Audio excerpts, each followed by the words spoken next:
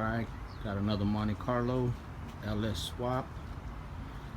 This is lowrider style, but will be converted to airbags.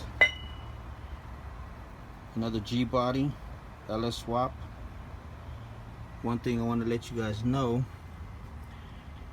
the motor mounts, the factory motor mounts, which are these that sit on the frame, when you try to put the LS, well, not say LS, the clam style, original clam style metal mounts to the original frame mounts, you will never get them on. You need to do is unscrew these bolts, which is 3 on both sides, pick up the motor, or before you decide to put the motor in, take them off, put the clams on the swap plates. Right now I got them towards the end, but eventually I'm gonna have to move them all the way. I think it's to the, not the very first bolt here hole, but the second one. Reason why I gotta go, the motor's gotta go more towards back because of the headers I'm gonna use. Where it's at now, the headers, the second header pipe will not clear this, the steering bar. Trust me, I did it on the Buick Regal and it didn't work. So I had to pull the motor back out, move one hole at a time until I finally got to the very second one, and that cleared it and moved it all the way over here, which let it clear. And there was maybe about a quarter inch of space that I had, but it cleared. And then you had see, right now you can reach a whole hand back there. That's a lot of room, a lot of space, but your header's not going to clear this area unless you get some, find some headers that are real close, like some block huggers, but then you might have issues down here with the headers I'm using, which is called C10 and Chevelle headers, which I get at Speed Engineering here in Fresno. They're like shorties, but they connect all the way down here. And like I said, it has to move, the motor has to go as far as back as you can, but you're still gonna have about 2-inch space, 2 fingers of space from the firewall to the head in this area. So you're still gonna be good. And also, see this factory, let me get that out the way. See that factory metal lip? This one right here I'm hitting. I suggest you grind about half that off, because the header's gonna hit right there. You can bend it up or bend it downwards, but I suggest just grind it off.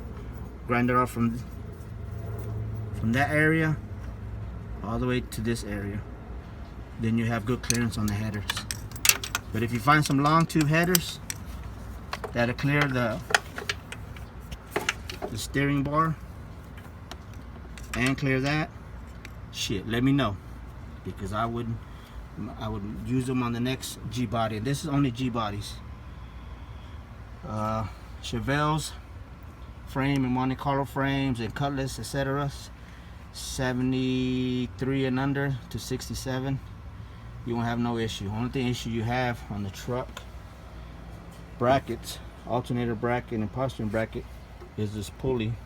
It's gonna hit right here in this gearbox. You can go with a 7-inch. Let me see. This is a factory. Don't know what size is it, but I think I heard you could use a smaller one, 7-inch, and it'll just clear even if you take this bolt off. But I wouldn't recommend taking off.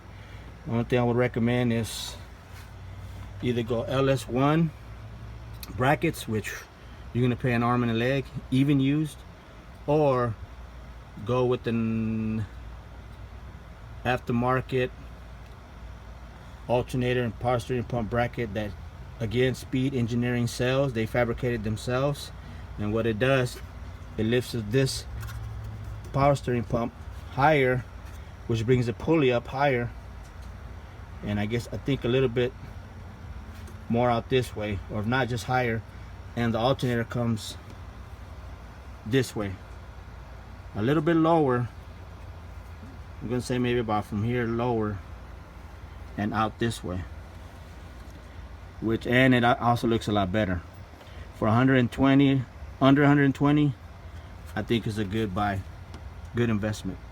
And you can use that on anything, Chevelles, A bodies, G bodies, Ford trucks, K5 Blazers.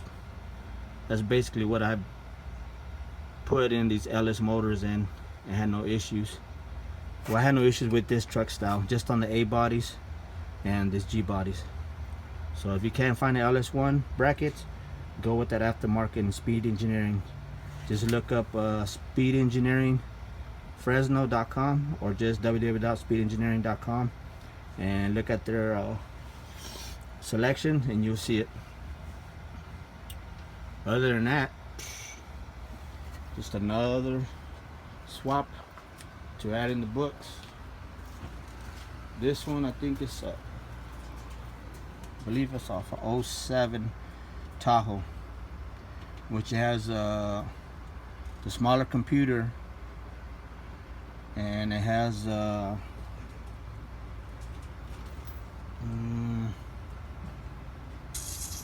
knock sensors on the bottom. Instead of them hiding under here, they got them in the bottom, which is a lot easier to replace and get to. You don't have to take off the intake.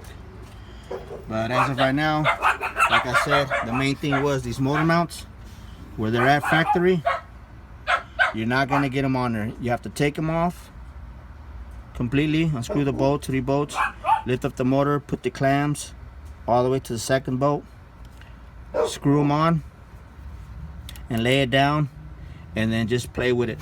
Move it side to side, get the same length from here and here. That was a passenger side, of course. And same length here and here. And on the transmission mount, I would recommend you bolt it up, connect the transmission mount, and make sure you got a center. That way you know your center. And what I do is spot weld it real quick. Spot weld here and spot weld there. You can weld it all the way across.